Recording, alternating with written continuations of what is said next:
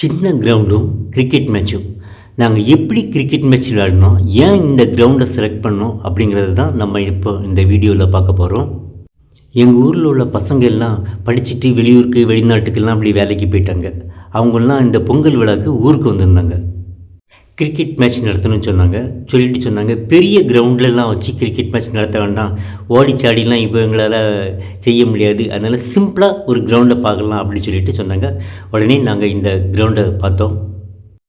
இந்த கிரவுண்டு எப்படின்னா நீளம் ஒரு 70 அடி இருக்கும், சைடு அகலம் ஒரு 30-35 அடி இருக்கும். அவ்வளோதான் அந்த கிரவுண்டு. மேலே கூரையெல்லாம் போட்டிருந்தாங்க.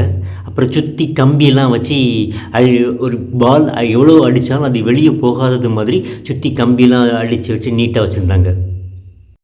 இதெல்லாம் என்னென்னா, நம்ம பாலை எவ்வளவு இழுத்து அடித்தாலும் ஒன்று மேலே கம்பியில் படும், அப்படி இல்லைன்னா சைடு கம்பியில் படும். பட்டு ஃபீல்டிங் பண்ணக்கூடியவங்களுக்கு கையிலேயே வந்துடும்.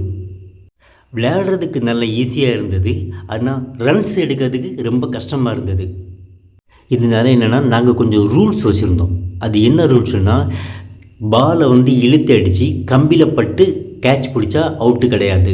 அது ஒரு ஃபஸ்ட்டு ரூல்ஸு.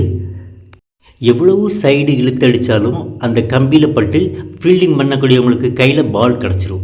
அதனால் மேக்ஸிமம் சிங்கிள் ரன் தான் எடுத்துக்க முடியும், 2 ரன்லாம் எடுக்க முடியாது. டைரெக்டாக 70 அடி நீளம்னு சொன்னல, அந்த 70 அடியில் அந்த அர்த்தத்தில் கம்பி வச்சுருப்பாங்கள்ல, அங்கே இழுத்து டைரெக்டாக பால் பட்டால் 6 ரன்ஸ். அதே மாதிரி கிரவுண்டில் பட்டு அந்த 70 அடி வச்சுக்கூடிய கம்பியில் பட்டால் 4 ரன்ஸ் அப்படிங்கிறது நாங்கள் ரூல்ஸ் வச்சுருந்தோம். நிறைய பேர் ஃபீல்டிங் பண்ண முடியாது அப்படிங்கிற காரணத்துக்காக ஒரு டீமுக்கு 7 பேர் தான் இருந்தோம். மொத்தம் 4 டீம் 5 டீம் இதில் 2 டீம் விளையாடுறத தான் இந்த வீடியோவில் போட்டிருக்கோம்.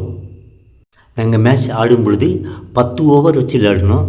10 ஓவர் தான் வச்சு விளையாடணும். ஆனாலும் கஷ்டப்பட்டு இவ்வளோ ரூல்ஸ்லேயும் அவங்க ஒரு 84 ரன் வரை எடுத்தாங்க.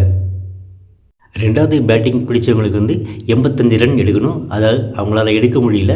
ஒரு 9 ஓவர்லேயே விக்கெட் எல்லாம் தீர்ந்துட்டு மேட்ச் ஆடினவங்களுக்கு எல்லாருக்குமே ரொம்ப சந்தோஷமாக இருந்துச்சு.